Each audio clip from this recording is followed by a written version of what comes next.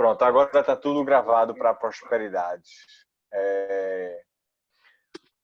Boa noite a todo mundo, né? Começar do começo. E hoje vamos lá começar falar ainda de direito do trabalho. A gente já vem falando sobre isso. E hoje o tema, respondendo aí a pergunta, é justa causa.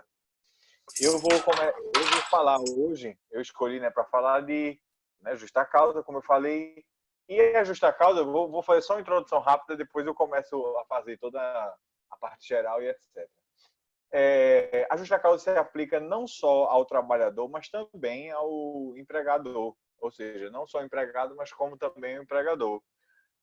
Hoje eu vou focar na justa causa do empregado, ou seja, as ações, né, as atitudes que o empregado pode fazer, que aí seja na justa causa.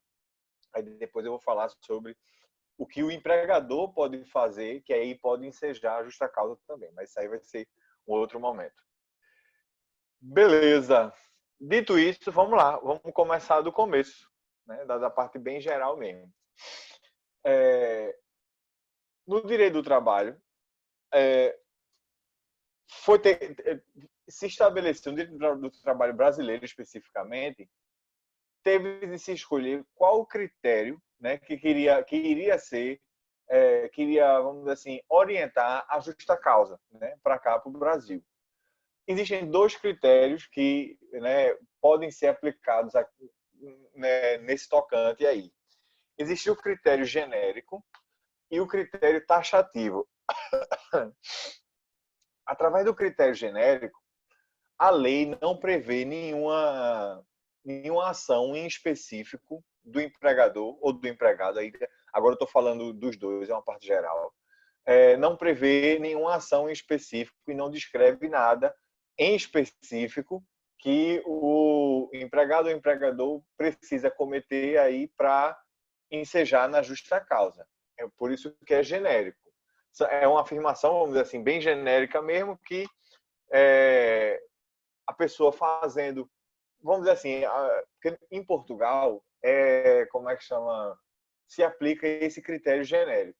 Então, lá existe a seguinte frase, lá na lei deles, que caso o trabalhador, né, vamos usar trabalhador, caso o trabalhador ele cometa algum ato que venha a prejudicar ou como é que chama, a causar danos no ambiente de trabalho, para o ambiente de trabalho, tornando impossível sua permanência como é que chama, no emprego dele, isso ensejaria na demissão aí por justa causa. Obviamente eu estou parafraseando, mas a ideia é essa, é um conceito abrangente. Não existe uma conduta específica, como a própria lei lá está dizendo, assim, alguma ação que porventura venha a ter impacto no ambiente de trabalho e no emprego em si, e que aí se torne incompatível com a manutenção desse empregado. Beleza. Isso é o critério genérico. Ou seja, como eu falei, não existe uma tipificação, falando juridicamente agora, de condutas que ensejariam aí na demissão do trabalhador. Em contrapartida, existe aí o critério taxativo. Através do critério taxativo, como o nome mesmo já está meio que entregando, licença. Aí a lei prevê algumas condutas, algumas atitudes que, caso aconteçam, vão ensejar na justa causa. Né? Como é que chama? Isso aí está previsto lá na lei. E aí vou fazer uma analogia aqui. Uma analogia, mas que não é nem forçada, não. É bem concreta mesmo. No direito penal, agora explicando para até mesmo quem não é de direito, e quem é de direito também acompanha o raciocínio. No direito penal, para que algo seja considerado crime, é preciso que essa conduta seja definida em lei. É aquele velho jargão, né? Não há crime sem lei anterior que o defina. Então, usando essa parte do direito penal, então, para que algo seja considerado crime, é preciso lá que a lei defina essa conduta e apresente a punição, aquela coisa toda. Olha, Ó, o quem tiver microfone ligado, minha microfone gente. desligado, porque senão vai ficar gravando, viu, o barraco.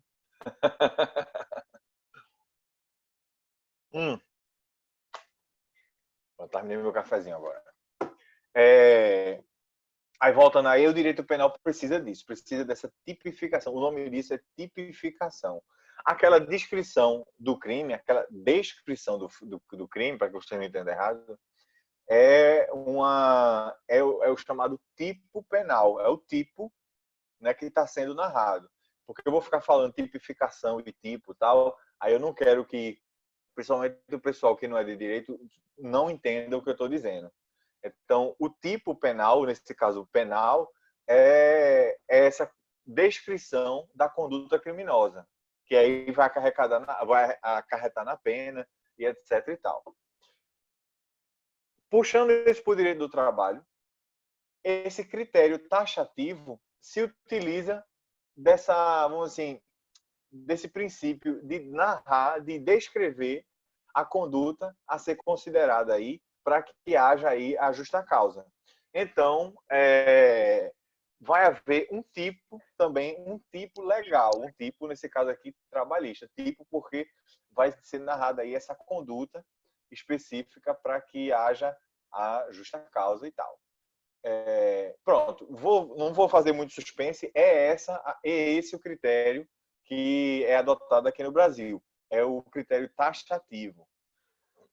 Ou seja, a CLT nesse caso e outras leis também, porque atenção, não está só exclusivo na CLT.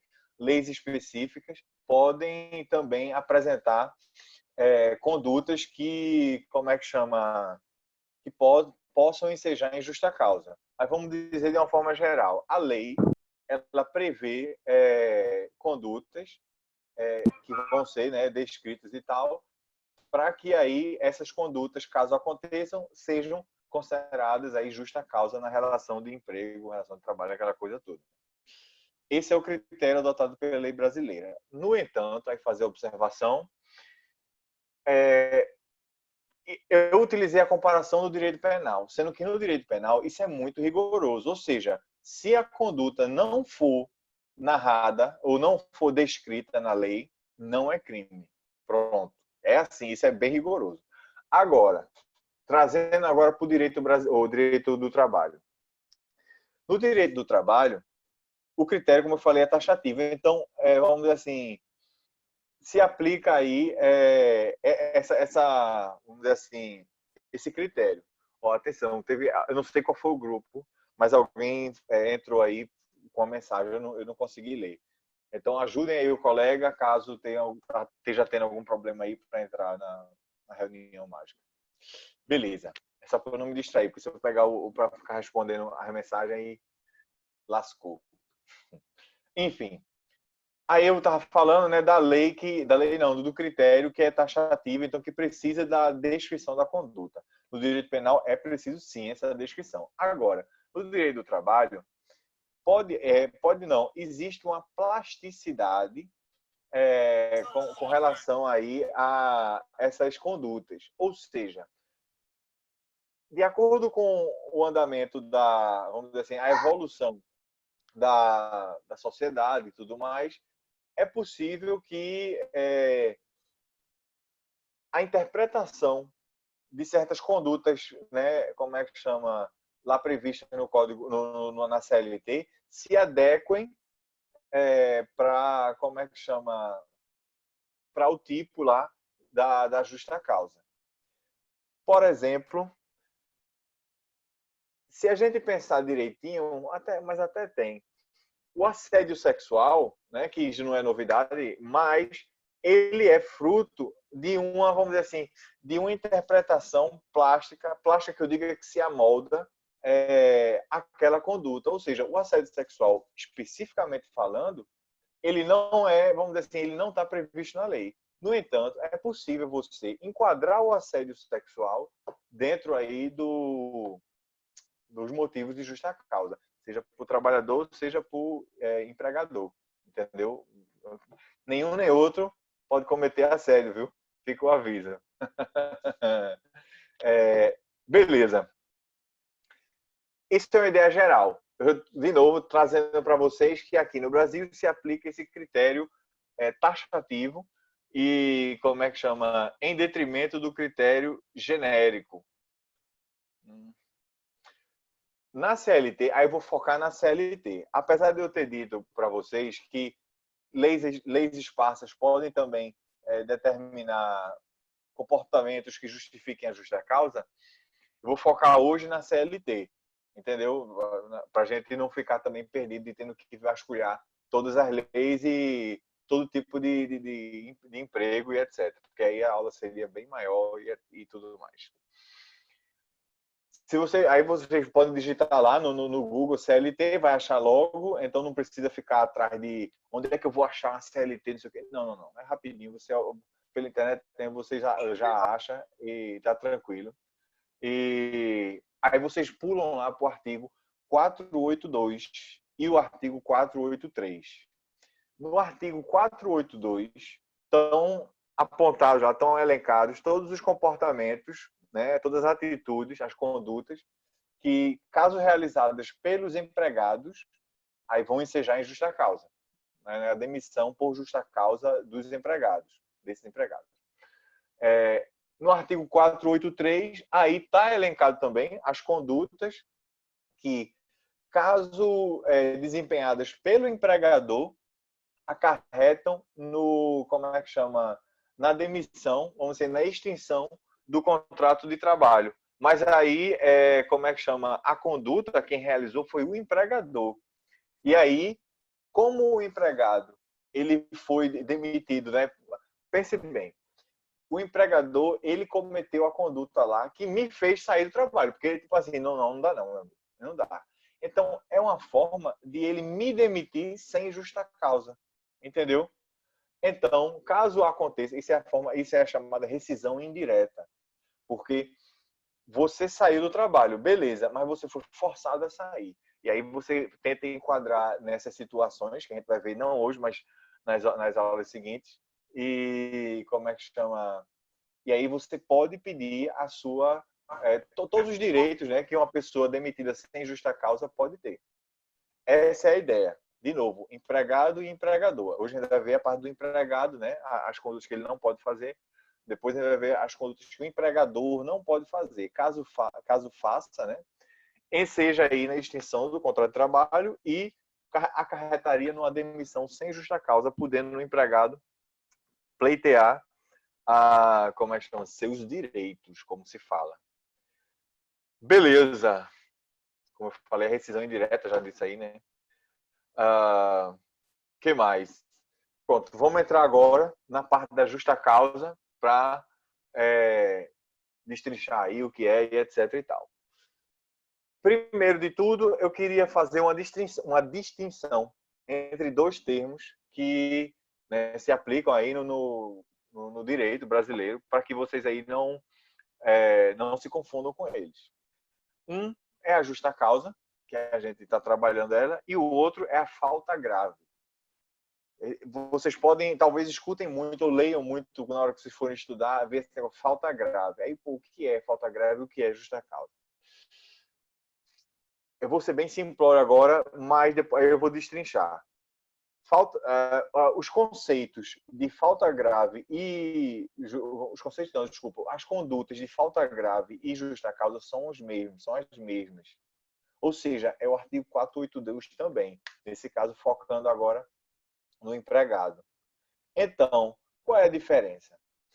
De novo, de uma forma bem objetiva falando, a falta grave acontece quando as condutas, né, proibidas lá pelo artigo 482 são proibidas não, previstas no artigo 482 são realizadas por um empregado que está com estabilidade. Existem situações que a lei permite, que a lei concede estabilidade para um empregado. Não estou falando de funcionário público. Todo mundo sabe que o funcionário público tem aquela estabilidade, que é uma maravilha, não sei o quê.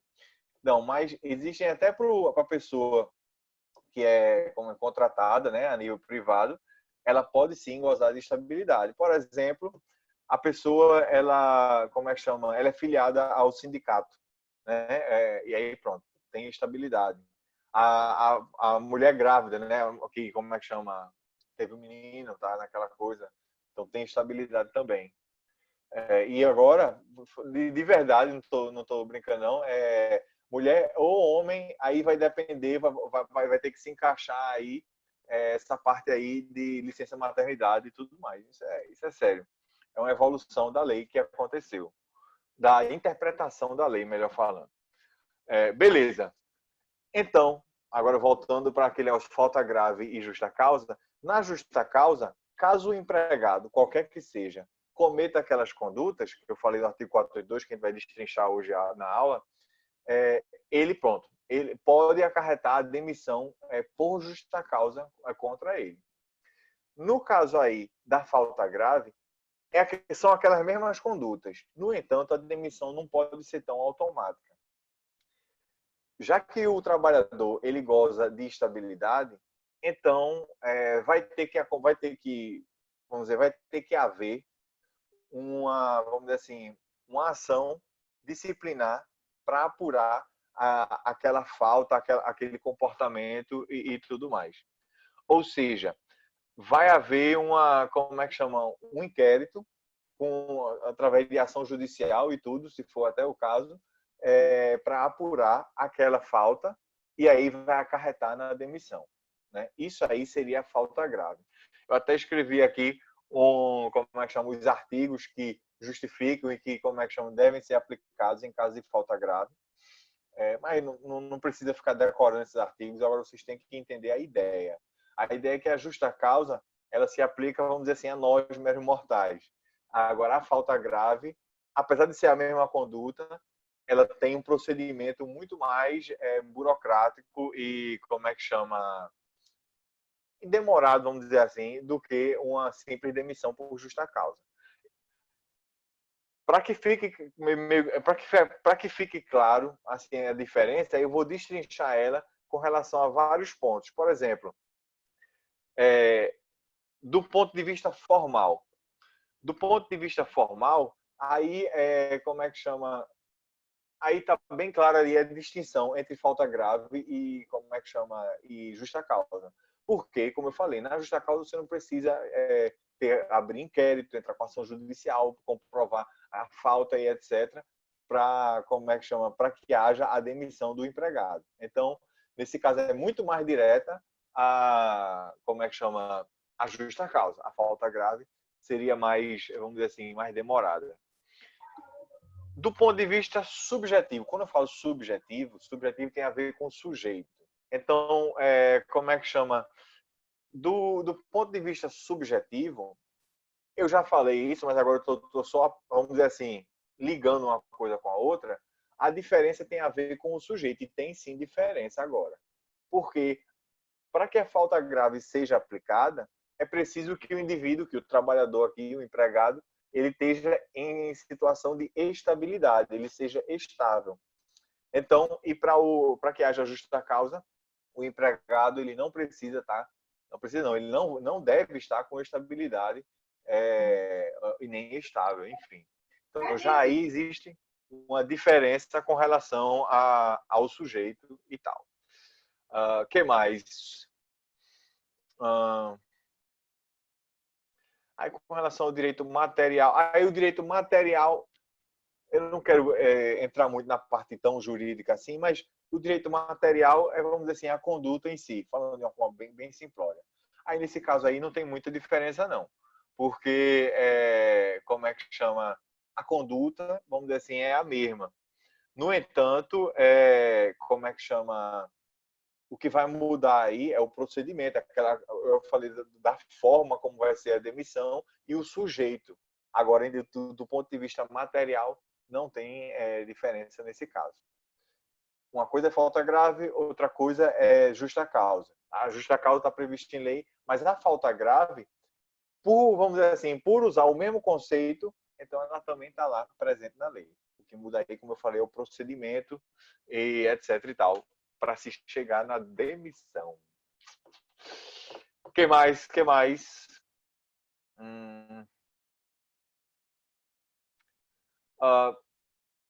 A justa causa ela acontece quando o empregado ele realiza um ato, né? Usando agora uma frase genérica, mas que se aplica assim ao que acarretaria na justa causa, nas condutas lá previstas. Como é que chama? O empregado, nesse caso, ele realiza um ato que aí torna incompatível a permanência dele no ambiente de trabalho. Seja porque ele tornou, vamos dizer assim, incompatível, vou usar também a palavra, incompatível o convívio dele, seja com os outros trabalhadores, seja com o próprio empregador, por algum motivo, ou às vezes até, como é que chama, alguma conduta que ele fez que gerou até prejuízo ao empregador. Entendeu? Pronto. Então, falando de uma forma bem simplória, a gente pode dizer que existe a justa causa, né?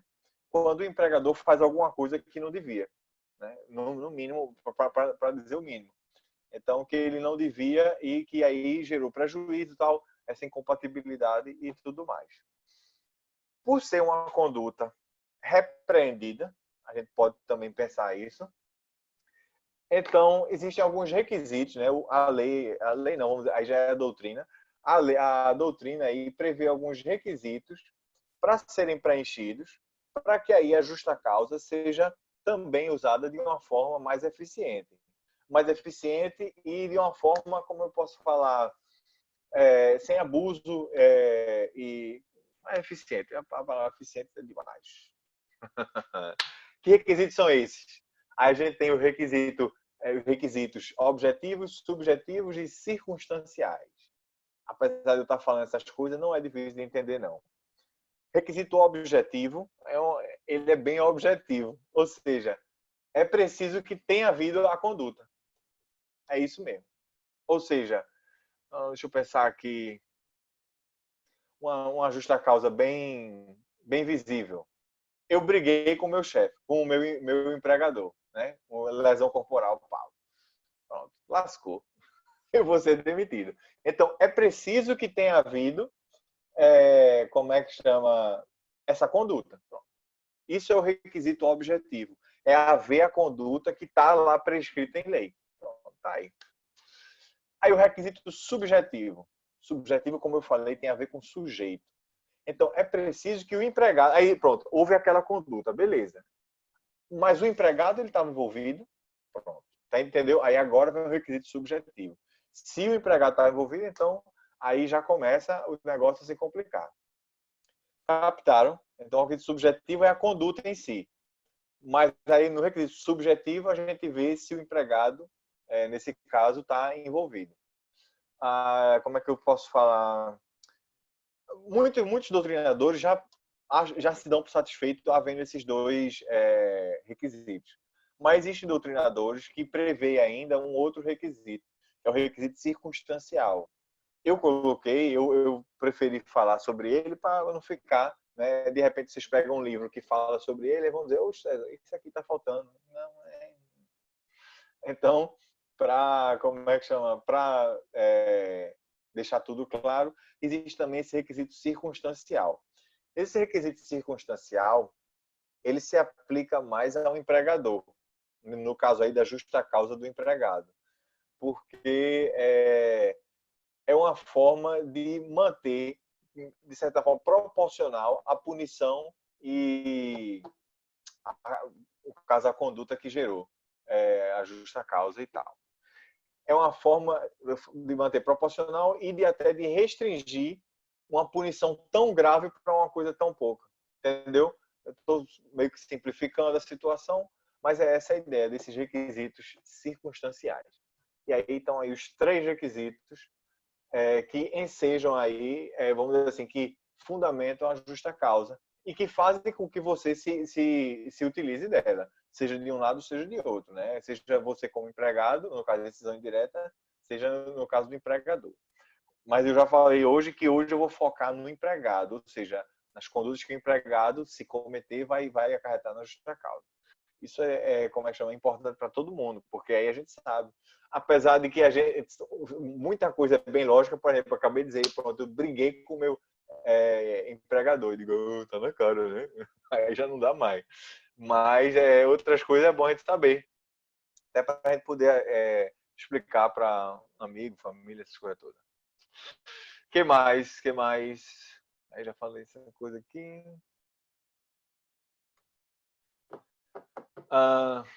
Sim, que eu fiz aqui como é que chama, um roteirozinho para eu, como sempre, ficar acompanhando, porque depois eu me empolgo com, como é que chama, com determinado assunto, aí termina eu aprofundando demais. Mas, pensando agora o seguinte, vamos pensar naquele requisito subjetivo. Porque o requisito objetivo, ele é bem direto, né? Como eu falei, ele é objetivo. Tem que ter aquela conduta prevista. Agora, no requisito subjetivo, de fato, o empregado ele tem que estar presente aí vamos dizer, no fato que aconteceu. No entanto, isso é muito importante aí para vocês terem em mente, principalmente como eu falei, quem não é de direito, por causa desses termos jurídicos. Eu estou frisando isso, não é menosprezando, não, pelo contrário, porque eu sei que alguns termos jurídicos são bem fáceis, são bem tranquilos assim, para a gente que estuda essas coisas. Mas certos termos não. Aí eu vou explicar direitinho para vocês. Então, eu estou falando aqui do requisito subjetivo, é importante que haja culpa do empregado. Quando eu falo culpa, existe a culpa em sentido amplo e a culpa em sentido estrito. A culpa em sentido estrito é a negligência, imprudência e imperícia. Então, havendo negligência, imprudência ou imperícia, a pessoa está incorrendo na culpa em sentido estrito. Então, caso eu fui negligente e aquela conduta aconteceu, a conduta prevista lá para a justa causa, então lasquei-me. Né? O que eu quero dizer é isso. Agora, existe a culpa em sentido amplo. A culpa em sentido amplo envolve essa culpa em sentido estrito, ou seja, esses três itens que eu acabei de dizer, negligência, imperícia e imprudência, e também envolve o dolo. O dolo, que muita gente fala dolo, eu não vou entrar aqui nesse mérito, mas quando eu aprendi na escolinha era dolo. Aí, como é que chama? O dolo, aí já é a vontade de você fazer o ato. Uma coisa é eu ser negligente, né, acarretar na imperícia e na imprudência também. É aquela coisa, eu fui imprudente, eu digo, pô, eu não queria fazer isso, mas a máquina caiu, o cabo se lascou. Pronto. A gente não quer machucar o outro, mas acarretou isso por conta que eu não observei certas normas de, como é que chama, de segurança, aquela coisa toda. Então, a culpa é isso. Culpa acontece a coisa sem você querer. Estou sendo bem simplório aqui no argumento. E agora o dolo, não. O dolo você quer. Deixa eu fazer uma comparação no direito penal também. Vamos usar o homicídio. O homicídio, existe um homicídio doloso e o homicídio culposo. No homicídio doloso, eu quis matar a pessoa. Entendeu? Então eu fui lá, peguei, dei um tiro no cabo, o cabo morreu. Então eu quis matar a pessoa. Aí o crime é esse, aí é homicídio doloso. No homicídio culposo, aí é diferente. Imagine essa situação. De repente, estou andando na rua, uma batida de carro braba da bexiga. O carro fica todo aquela bola de metal. Aí eu vou lá para ajudar. O motorista está lá desacordado, todo lascado. Eu consigo tirar ele, né? Vou devagarzinho, não sei o que, tiro ele. Aí depois, quando o socorro chega, né? O SAMU, os bombeiros, aí vê que o caba morreu. Depois, quando fazem a perícia lá no caba, veem que ele morreu porque eu tirei ele do carro e aí de repente o pescoço dele torceu e ele morreu. Captaram? Eu cometi um homicídio. Agora eu quis, não, isso é um homicídio culposo. Entendeu? E atenção, só um parêntese. Eu vou sim responder por um crime de homicídio, homicídio culposo, mas em muitas vezes, nesses crimes de homicídio culposo, o juiz até concede o perdão judicial. Perdão judicial é aquela história, o cara já tá tão mal que botar ele na cadeia não adianta nada. É aquela história do pai tá dirigindo, o carro bate e o filho morre. Meu irmão, aí eu estou sendo simplório, mas também eu acabei de dar o exemplo do bom samaritano. Então, o bom samaritano vai tentar ajudar, termina por sua imperícia, né? Ele não tem a perícia de médico e tudo mais, mas ele termina acarretando a morte do cabo. Tal. Então, tá aí a diferença entre culpa e dolo. O dolo acaba quer. Na culpa, o negócio acontece por causa da negligência, imperícia ou imprudência. Beleza. Voltando agora para direito do trabalho. Os conceitos permanecem. Eu usei o exemplo do crime porque, até mesmo para ajudar vocês, que vocês veem por aí no noticiário, crime doloso, crime culposo. Crime culposo é quando o cara não queria cometer, né, fazer aquele resultado. Mas crime doloso aí o cara queria mesmo. Ou seja, crime, porque a gente pensa em culpa, a gente pensa logo que é mais grave. Eu digo, é ao contrário. O crime culposo ele é menos grave. Mas voltando agora para o trabalho. A justa causa, no direito do trabalho, para que ela ocorra, é preciso que exista aí a participação do empregado.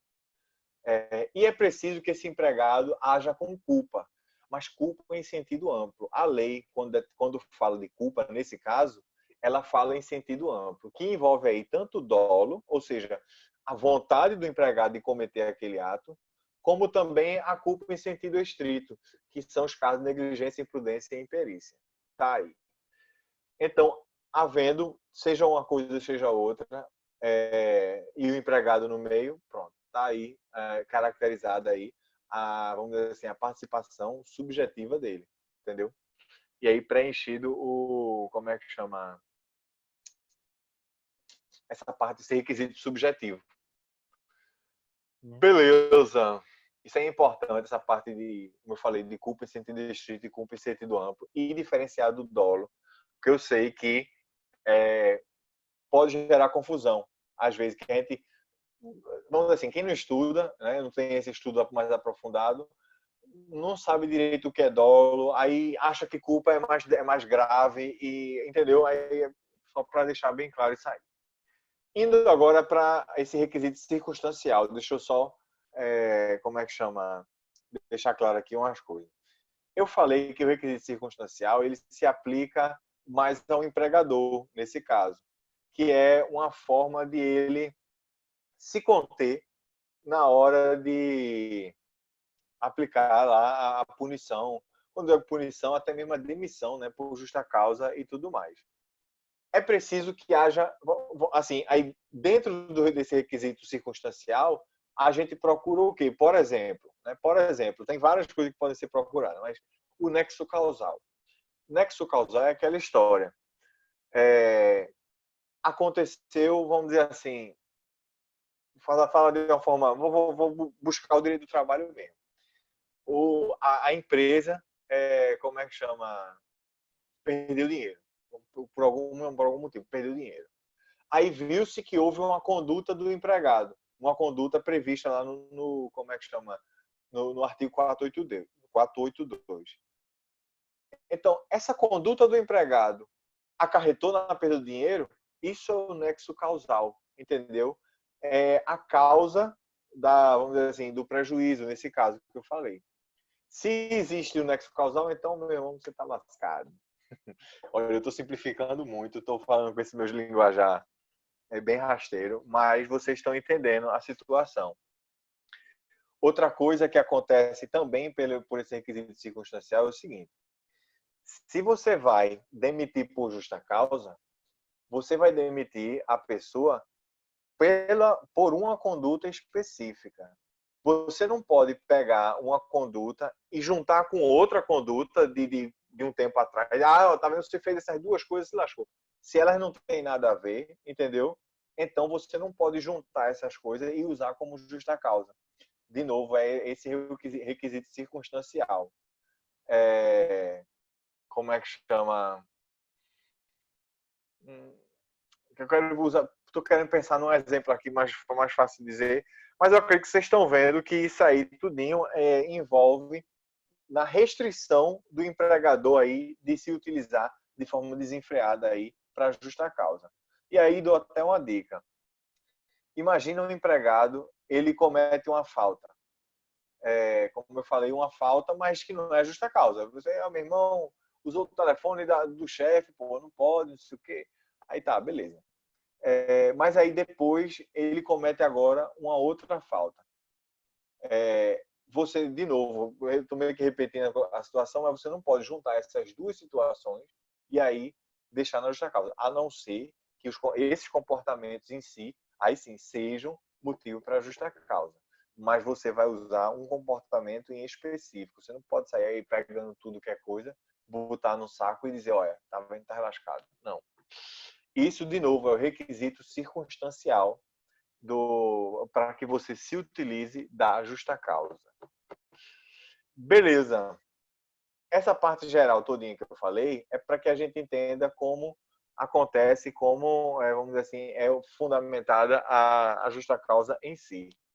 Agora, vamos matar a curiosidade da gente e vamos ver como é que chama, os tipos previstos em lei para acarretar a justa causa em si. Quem tiver curiosidade, veja lá o artigo 482 da CLT, tem lá as alíneas todinhas que apontam as condutas, né, que sejam justa causa e tudo mais. Eu apontei de novo aqui meu roteirozinho mágico, vou seguir ele e vou começar pelo ato de improbidade. O ato de improbidade que, como é que chama, que está na linha A. Na linha A, deixa eu ver aqui, eu vou querer ler também, para que vocês fiquem atentos aí, até com relação a, como é que chama, ao linguajar legal. Mas aí é bem direto, na linha A tem lá ato de improbidade. Ato de improbidade, ele se caracteriza quando, através de uma conduta do empregado, essa conduta acarreta em prejuízo patrimonial para o empregador. Então, como é que chama? Esse prejuízo patrimonial, eu quero abrir só um parênteses aqui, uma observação bem importante, ele pode até ser indireto. Indireto no sentido seguinte, o empregado ele fez uma conduta que acarretou prejuízo para um terceiro, ou seja, o cliente foi lá, comprou, mas por conta vamos dizer assim, de alguma atitude do empregado, até mesmo vamos botar o seguinte, vamos ser bem simplório aqui no exemplo. O empregado brigou com o cliente, entendeu? Então, quem sofreu prejuízo direto foi o cliente, mas isso vai acarretar prejuízo para o empregador. Tá entendendo? Então, isso aí seria um ato de improbidade. No caso aí, como eu falei, havendo um prejuízo patrimonial para o empregador, como é que chama? Está caracterizado aí o ato de improbidade.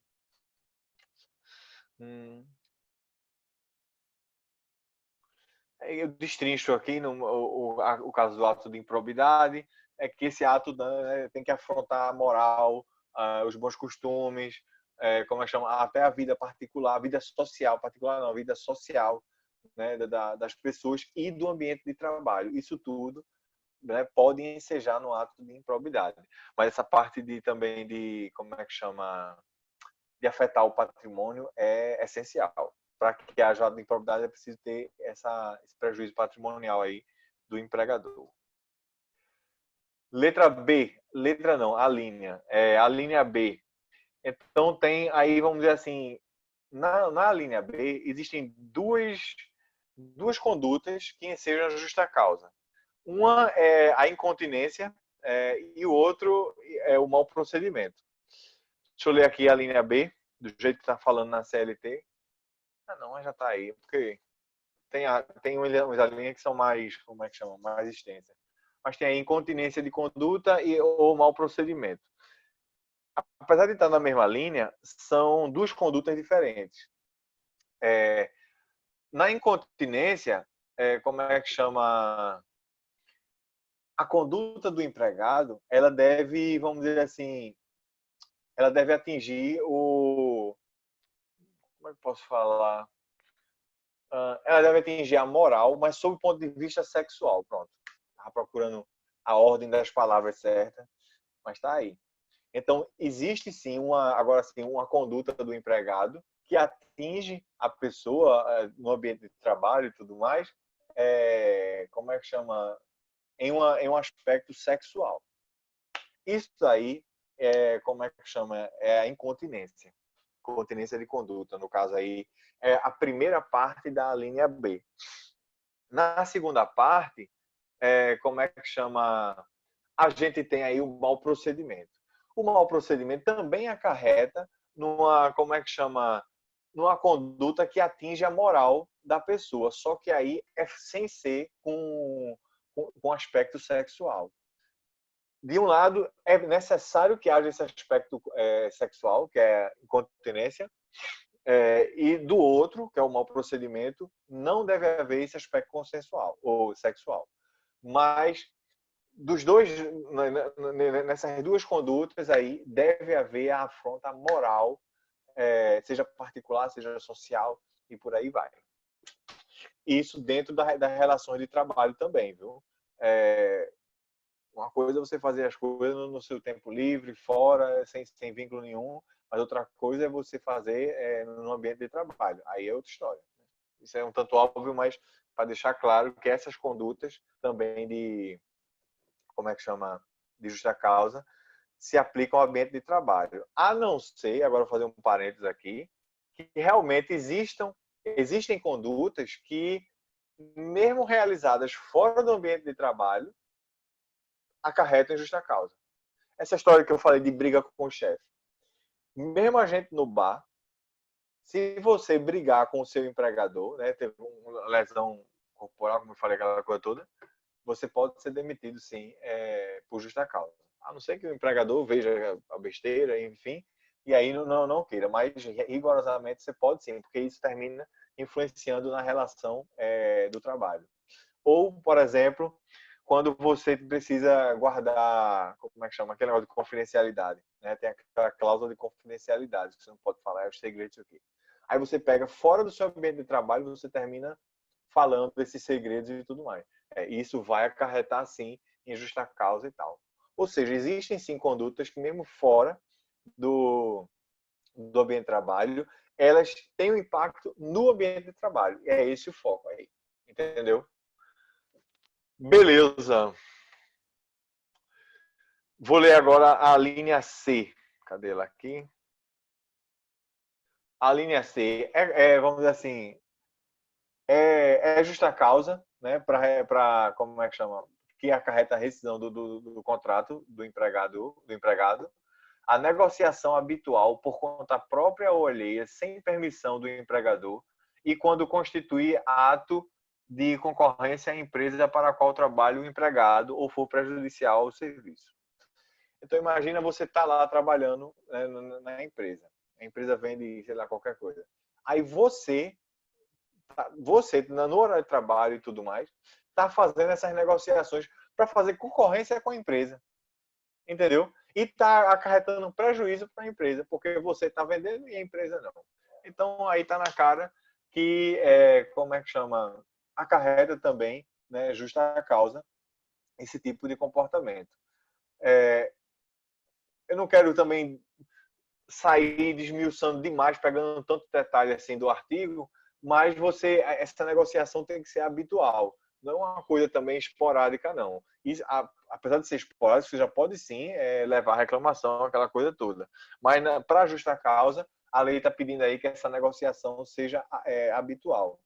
E deve ser ou por conta própria ou também por terceiro. Se você mandar um cabo ficar negociando em seu nome, você está fazendo essa mesma conduta. Entendeu? Então, é isso aí. E como eu falei, como é que chama? Se aí começar a fazer concorrência com a empresa na qual você trabalha, aí é que é pior ainda. Atenção, se você já fizesse as negociações e tudo mais, isso aí já, como é que chama? Já enseja como é que chama? A parte lá da justa causa. Mas se você estiver fazendo concorrência desleal aí contra o seu empregador, aí, vamos dizer assim, aumenta mais a situação. A situação, no caso aí, pior para o empregador. Para o empregado, desculpa. A linha D de dado. Cadê aqui? Condenação criminal do empregado passada em julgado, caso não tenha havido suspensão da execução ou suspensão da execução da pena. Pronto. Então vamos supor que eu tenha um empregado, né? Eu sou empresário, eu tenho um empregado. Esse meu empregado, ele como é que chama? Denunciaram ele por causa de um crime. O crime foi instruído, foi julgado e ele foi condenado. E agora ele vai para a cadeia. Então, nessa hora, né, que ele vai para a cadeia, é um tanto lógico, mas é impossível dele continuar trabalhando na minha empresa. Verdade. Então, esse caso aí, no começo aqui já está dizendo, condenação criminal do empregado passado em julgado. Ou seja, ele foi condenado. Ele não está respondendo ainda não. Respondendo no sentido de que o processo não está rolando, não. Ele foi condenado. Então, nesse caso, ele vai para a cadeia. Como ele vai para a cadeia, né, se torna impossível aí a permanência dele e isso esteja aí na justa causa. Mas aqui eu tenho algumas observações para fazer. O que eu quero frisar é essa parte aqui. Primeiro, antes de tudo, essa condenação, né, não precisa ter nada a ver com relação à atividade dele. É um crime aí que ele fez fora do ambiente de trabalho, não tem nada a ver com o trabalho dele. Porque se tiver a ver com o trabalho dele, aí a situação complica mais ainda para ele. Mas eu estou falando aqui numa situação, numa condenação criminal, aí como é que chama? Por qualquer outro motivo. Beleza. Aí a outra parte que eu quero falar é o seguinte: é preciso que ele esteja condenado. Ou seja, condenado, já respondeu ao processo e agora sim ele vai para a cadeia, no caso aqui, né? Falando de uma forma simplória. Porque é o seguinte, vocês sabem ou já ouviram falar na velha prisão preventiva.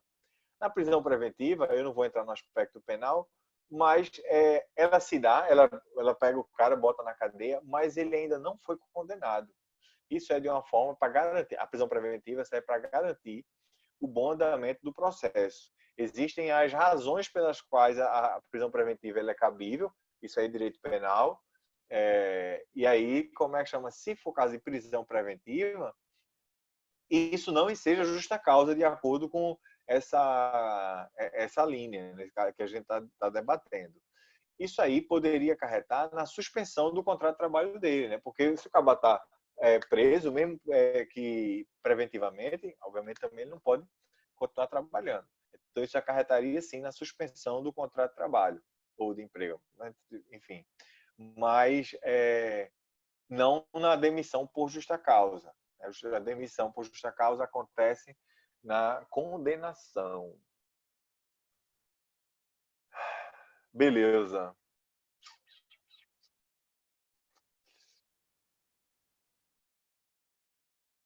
Prisão preventiva ou provisória, que eu li agora o nome aqui, mas enfim, são prisões que acontecem, como é que chama? Sem ter havido a condenação, são prévias para garantir o bom andamento do processo ou esse aspecto penal. Penal é muito barraco, eu estou de fora. Olha, penal, família e sucessões é barraco que só, viu? Então, se preparem. Na verdade, tudo pode virar um barraco, mas Mas esses você itens não aí... acha que a trabalhista também envolve muito esse negócio de barraco? Tipo, chegar lá o cara, um trabalhador com a família atrás, que nem só lembra de Manuela de Paula falando. Com a família atrás e aquela resenha, enfim. Você não acha que trabalhista também pode E arretar como? muito É porque isso? eu não quero entregar, como é que chama? Eu não quero entregar demais. Mas já tem muito barraco sim, meu filho, na parte trabalhista. Olha, se for assim, é porque é o seguinte, também não quero ficar dizendo que eu fujo do barraco, porque senão eu não vou trabalhar. Porque se você já vai atrás de um advogado, é porque né, tem bronca para ser resolvida. Agora, eu não gosto realmente fazendo um parênteses aqui. O parênteses aqui eu digo só uma informação extra da parte de família e tal, porque a parte de família, o problema não é a matéria, né, do direito de família em si. O problema é todo o emocional que vem junto. E é pesado, tá entendendo? Pode chegar a ser bem pesado essa parte. E aí eu prefiro não, como é que chama? Não me envolver tanto. Eu não diria só tem barraco, é verdade. Eu não tô, como é que chama, passando a mão, não. É um barraco Não, atrás do outro. é uma matéria Só que é você bom as paga aulas. 5 anos, é uma matéria que você paga 5 anos para resolver barraco, para resolver problema Oh, dos outros. E não resolve o seu próprio. É a vida. sei lá, vi, é isso mesmo. Vamos voltar aqui, porque agora não tem barraco, pelo menos por enquanto. Como é que chama? Aí eu estou falando aqui, falei da condenação criminal, beleza. Papá. Aí agora vamos lá. A linha é de escola. Desídia no desempenho das respectivas funções. Isso é o que está dizendo a linha E lá do artigo 482. Então pense assim agora, desídia, o que quer dizer isso aí, né? Desídia no desempenho das funções, tal. Então imagina você tá lá trabalhando, mas você tá sem vontade, né? Tá nem aí, a produção é lá embaixo, o cara dá um monte de incumbência, você faz uma ou outra e tá nem aí, ou seja, com aquele desleixo, de novo sendo improdutivo e tudo mais, tudo isso é desídia.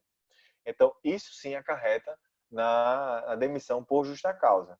Muita gente até faz isso de propósito, viu? Começa a fazer corpo, quer ser demitido da empresa e termina começando a fazer corpo mole, não sei o quê, sendo que a pessoa às vezes pensa que vai ser demitida sem justa causa. No entanto, quando isso acontece, essa parte da desídia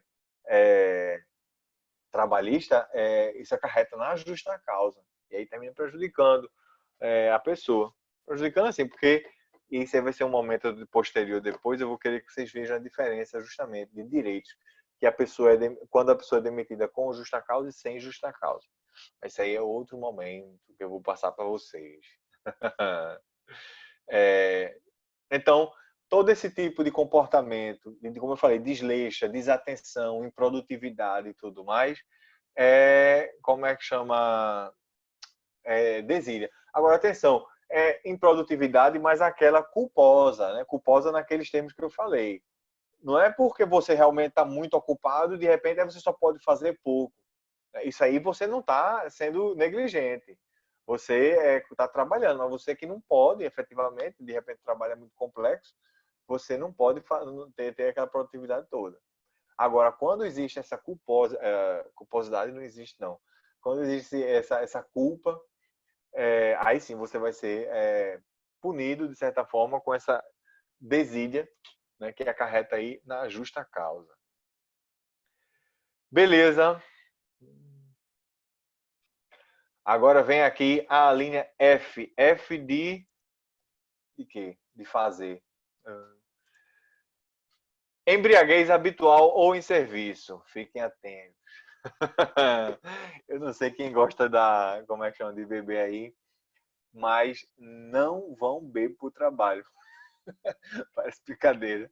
Mas, como é que chama? Não façam isso não. E muito menos bebam no trabalho.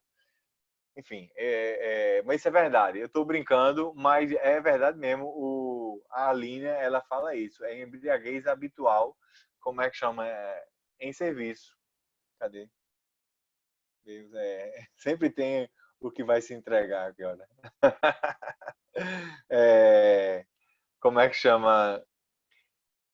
A lei, ela fala o seguinte. Né, esse artigo que a gente está falando, essa linha que a gente está vendo, olha aí, ó.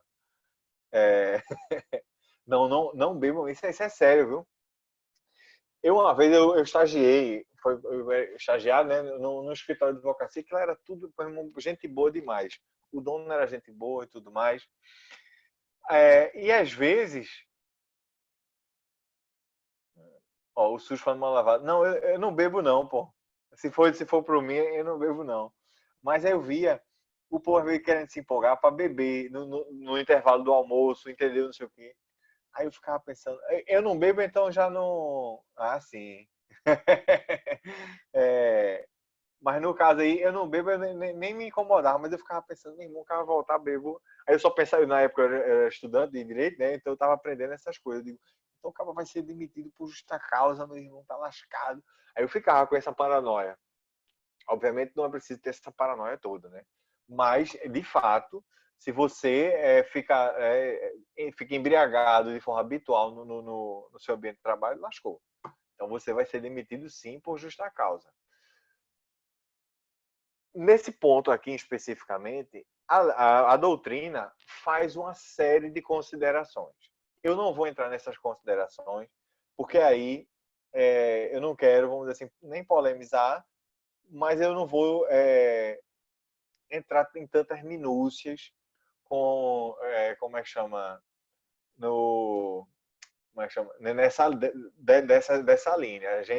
Se for entrar nessas minúcias, aí a aula vai ficar muito mais extensa e tudo mais. Mas o seguinte, a lei não, a doutrina, quem faz isso é a doutrina. A lei fala só isso, a embriaguez habitual em serviço, tal. Pronto, tá aí. Mas aí a doutrina trata de falar para se diferenciar um alcoólatra, que vocês sabem que é alcoolismo, ele é considerado até doença. Então, para diferenciar um alcoólatra da embriaguez habitual, né?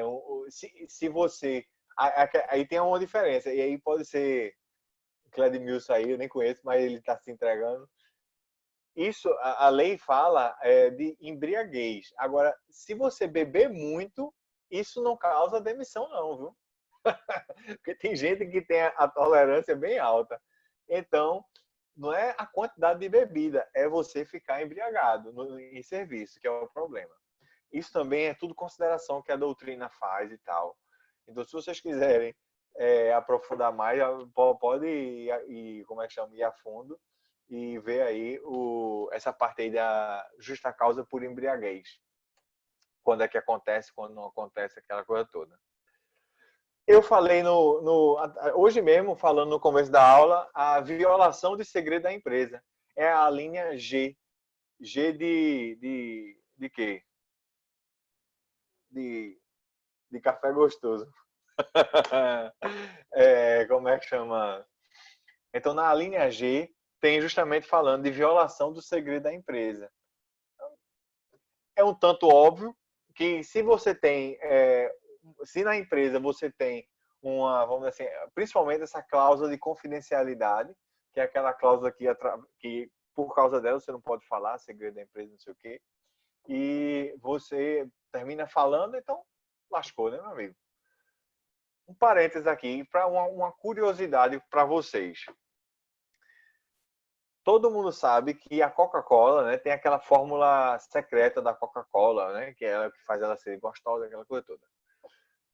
Aí vem a curiosidade para vocês. Em direito empresarial, a gente trabalha com, como é que chama? Propriedade industrial. Que você pode, né, ter uma invenção, um modelo de utilidade, aquela coisa toda, e registrar isso para que você possa ficar explorando, né, com exclusividade, nesse caso, aquela invenção. No caso aqui, pense bem na fórmula secreta da Coca-Cola. Imagine que o cara pegou e registrou isso, né, e patenteou isso como uma invenção. A patente de invenção, ela tem duração de 20 anos. E a Coca-Cola tem bem mais do que 20 anos, entendeu? Aí você vem, oxente, então como é que a Coca-Cola consegue manter em segredo essa fórmula secreta dela? E aí vem a curiosidade, porque a resposta é a seguinte, ela não registrou como invenção essa fórmula secreta. Na verdade, até hoje, isso é verdade, ela não é registrada. Aí como é que ela mantém esse segredo? Ela mantém o segredo através de cláusula de confidencialidade. Né? No contrato, quando a pessoa é empregada ou vai prestar serviço, aquela coisa toda, existe a cláusula de confidencialidade. E como é que chama? E se ela for quebrada, então o mundo desaba sobre a pessoa. Eu não vou entrar em detalhes, isso é só uma curiosidade, mas depois, se quiser, a gente até fala um pouquinho. Mas isso olha, eu não tenho conhecimento de causa, eu não sou advogado da Coca-Cola nem nada. Mas eu sei de algumas coisas que é possível ser feito e que, como é que chama? A Coca-Cola deve ter um controle maior. Mas, juridicamente falando, ela não é registrada como invenção. E ela não tem um registro dessa fórmula mágica que eu estou falando. Fórmula secreta, no caso. Tudo como é que chama? Confidencialidade. Beleza. Agora, só um parêntese. Essas cláusulas de confidencialidade, a gente sabe, infelizmente no Brasil, né, a gente é tudo malandro, mas estou falando de uma forma até ruim, até criticando essa situação, mas no exterior, se você assinou essa cláusula confidencial, você vai cumprir. Tá entendendo? Né? Ela tem um peso muito maior, até mesmo moral para você. Só para que a gente tenha isso em mente, né? Para também saber que no exterior essa cláusula também existe. Beleza, isso foi a violação de segredo da empresa. Isso foi a linha G. Vamos para a linha H. Na linha H tem dizendo ato de indisciplina ou de insubordinação. E aí existe sim uma diferença para o que é ato de disciplina e o que é ato de insubordinação. A indisciplina ela acontece quando é dado um aviso geral, um aviso ou uma instrução, uma recomendação geral para, vamos dizer assim, para o pessoal e essa orientação não é cumprida. A insubordinação aí já é uma orientação particular, tipo assim, o chefe ele como é que chama, ele deu uma recomendação para você e mesmo assim você descumpriu ela. Isso aí é a diferença entre, como eu falei, indisciplina e insubordinação. Estou sendo bem objetivo aqui. Por exemplo, se tem um aviso, proibida a entrada, é o melhor, permitida a entrada somente de funcionários. Aí você leva a sua família toda para entrar nessa. Não, você não pode, né, meu amigo? Tá entendendo? Você leva a família, amigo, aquela coisa. Não, não pode. Isso aí é um aviso geral. E isso acarretaria na indisciplina. Até mesmo, falando assim, mais simplório, é um aviso de proibido fumar. Aí vocês começam a fumar lá no negócio.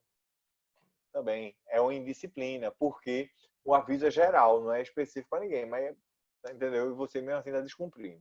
Agora, quando o aviso é para você em particular e aí você ainda descumpre, isso aí é insubordinação. Como é que chama? Para que vocês não fiquem confundindo uma coisa com a outra, pense assim. Subordinação, ou melhor, subordinação é que alguém, né, diz para você como deve ser, etc. A gente viu que é uma característica da relação de emprego, é a subordinação, né? Você tem um chefe para, como é que chama? Eu não quero dizer mandar em você, não é esse sentido, mas para lhe dizer como as coisas funcionam e tudo mais. Então, na hora que você você é insubordinativo, você está indo de encontro às orientações que o chefe mandou para você. E em disciplina, não. Aí eu sou rebelde mesmo, eu não quero saber de nada. Enfim, estou sendo bem simplório aí nos argumentos, mas vocês devem estar captando aí como é o espírito da coisa. Isso é só uma dica, obviamente vocês podem usar aí, porque é o seguinte, na cabeça da gente, né, cada um tem o seu método de ensino, de aprendizado. E como é que chama? Então, usem e abusem aí. Outra linha, isso foi a linha H, vamos para a linha I. I de escola. Não, horrível. Como é que chama? Isso foi na televisão uma vez, eu vi. Não vou dizer quem foi, não. Foi uma pessoa pública que pegou e disse: I de escola. Eu digo, sério, meu irmão? Mas, enfim, I de isqueiro. Como é que chama? É o abandono do emprego. Então, se eu abandonei o emprego, então, mais justa causa que isso, eu não cego, né? Mas aí, é o seguinte, eu estou indo à brincadeira, mas não, isso não é brincadeira. É preciso, sim, que sejam identificados alguns assim, elementos para que seja caracterizado o abandono de emprego. Por exemplo, existe o elemento objetivo e o elemento subjetivo, de novo. No elemento objetivo, é preciso que realmente exista afastamento do emprego, né? Tá aí, beleza. Então, é aquela coisa, aconteceu o fato. Qual foi o fato? O afastamento do emprego. Isso é o elemento objetivo. No elemento subjetivo, aí a gente já vai para o sujeito. E aí a gente vê a intenção dele. É preciso ver que a intenção do empregado, nesse caso, foi realmente sair do emprego. Entendeu? E aí está configurado o afastamento do emprego. Tá aí. Então é preciso ter esses dois elementos. Um é o afastamento em si e o outro é a vontade, mesmo que seja implícita, do empregado, né, de realmente sair do emprego e romper o vínculo empregatício, aquela coisa toda. Isso daí acarreta, como eu falei, né, na justa causa, com base aí no abandono de emprego. Vamos agora para a linha J. J de joia. O ato lesivo da honra ou da boa fama praticado no serviço contra qualquer pessoa ou ofensas físicas nas mesmas condições, salvo em caso de legítima defesa própria ou de outrem. Aí, pronto, aqui, né, você faz esse ato lesivo, ele não é só físico. Aqui fala de ofensas físicas, mas pode ser também psicológico. Você pode estar ofendendo a pessoa de uma forma psicológica, estar xingando ela de tudo mais alguma coisa, né? No ambiente de trabalho, isso não é, isso é óbvio, né? Não acarreta, ou melhor, não torna salubre o ambiente de trabalho, torna insalubre lá e tudo mais. Que mais? Aí, não, mas aqui no final do artigo, da linha, ela fala salvo em caso de legítima defesa própria ou de outra. Então, tudo bem, você não pode, né, agredir fisicamente ninguém na empresa, nem agredir, né, de forma com ofensas verbais, aquela coisa toda.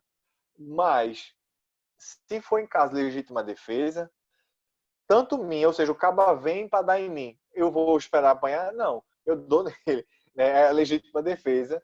Mas aí eu vejo também o caba indo dar em outra pessoa, aí eu também vou acudir essa outra pessoa, e por aí vai. Isso é legítima defesa própria ou de outrem em outra pessoa. Aí não, aí isso não é legítima defesa, desculpa, isso não é justa causa. Né? A legítima defesa, atenção, não vamos pensar o seguinte, vou de novo ser simplório aqui no argumento, mas eu vejo um caba xingando a pessoa lá e descrachando, aí eu chego e dando o cacete no cabo. Ouve aí, beleza. Aí eu digo, não, eu fui proteger o outro que estava sendo xingado. Eu digo, não, calma aí. Para que haja legítima defesa, tem que haver a proporcionalidade. Então, se o caba estava xingando, eu de repente encho ele de porrada, houve aí uma desproporcionalidade. Eu tinha um professor na faculdade que ele usou um exemplo bem interessante. Não foi nem na direito do trabalho, foi em outra aula aí. Ele disse o seguinte: imagina eu passo aí no corredor, o professor falando, né? E dou um bom dia para vocês. E vocês não.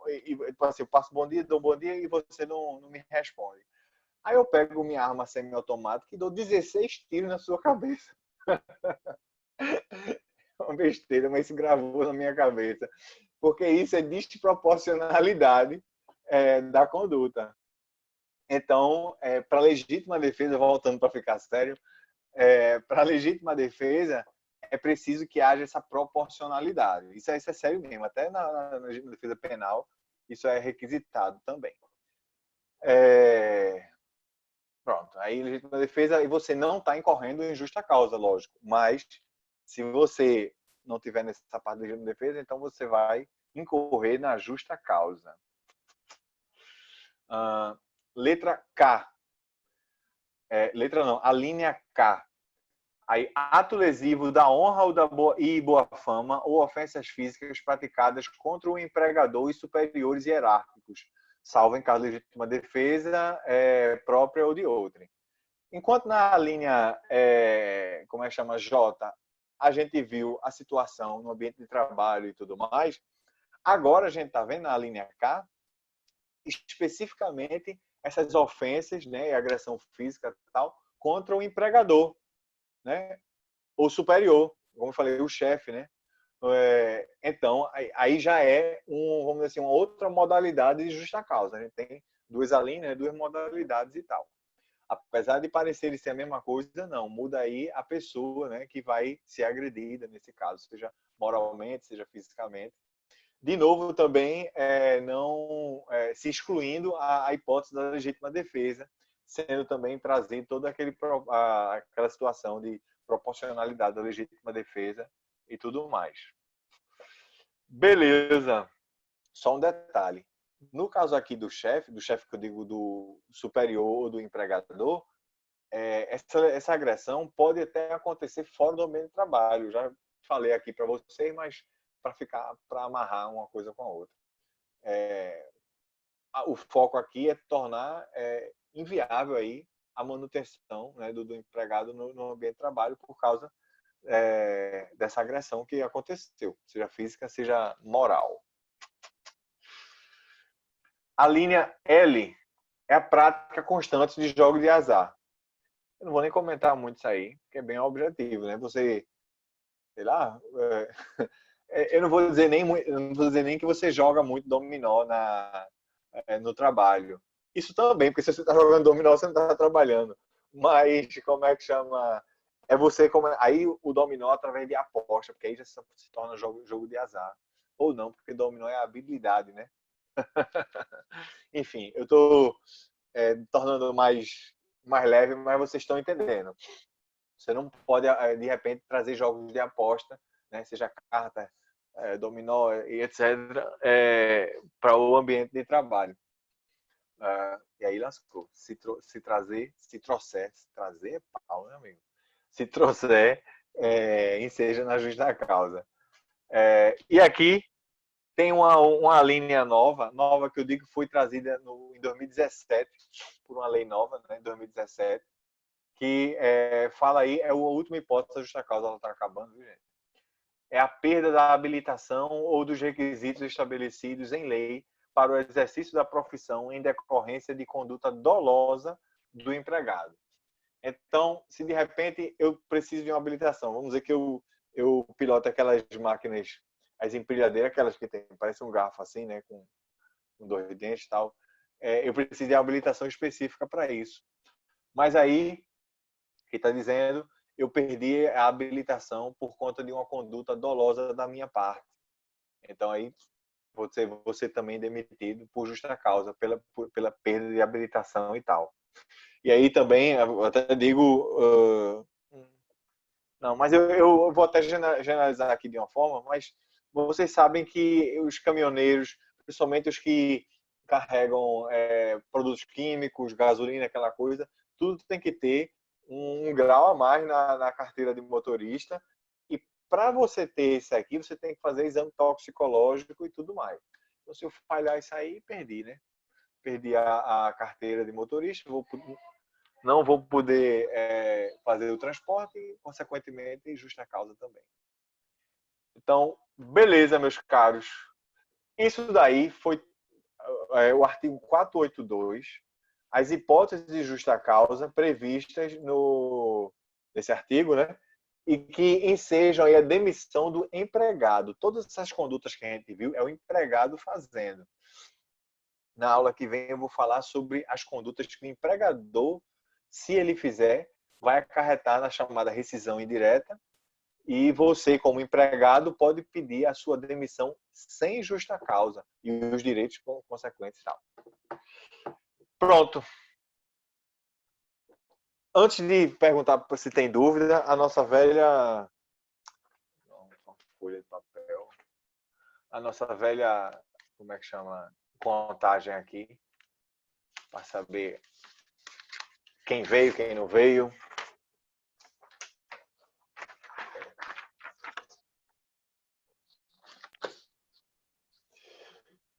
Vamos lá.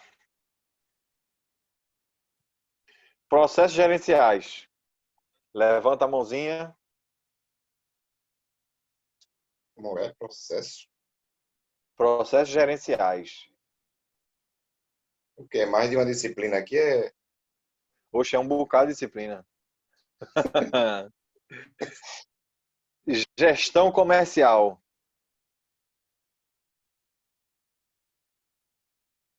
Um bocado de disciplina não, um bocado de turma. A disciplina é uma só. Mas aí o erro foi meu.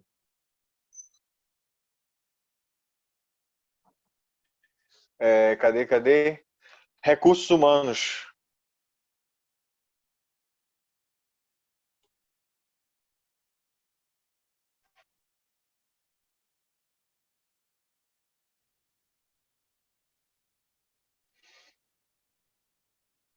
Eu fico passando aqui, viu? Por isso que essa demora. Agora vamos lá para as turmas com cheio de gente. Vamos começar com contábeis.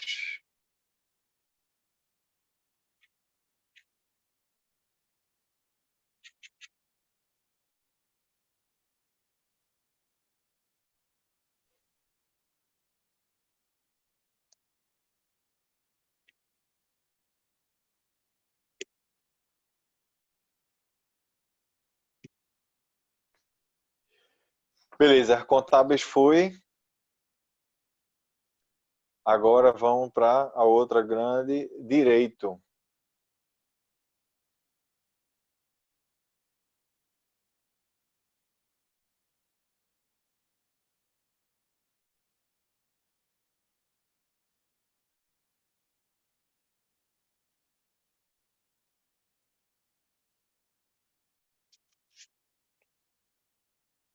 eu só ver uma coisa.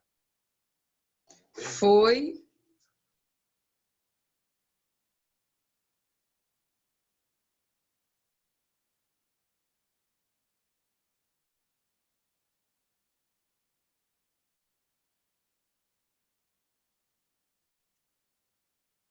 É isso mesmo. Pronto, contei todo mundo. Alguma dúvida? Não. Então, meus caros, como é que chama? Aproveitem o fim de semana e tudo mais. Vou desligar aqui, vou parar a gravação. Obrigada, César. Tchau, pessoal.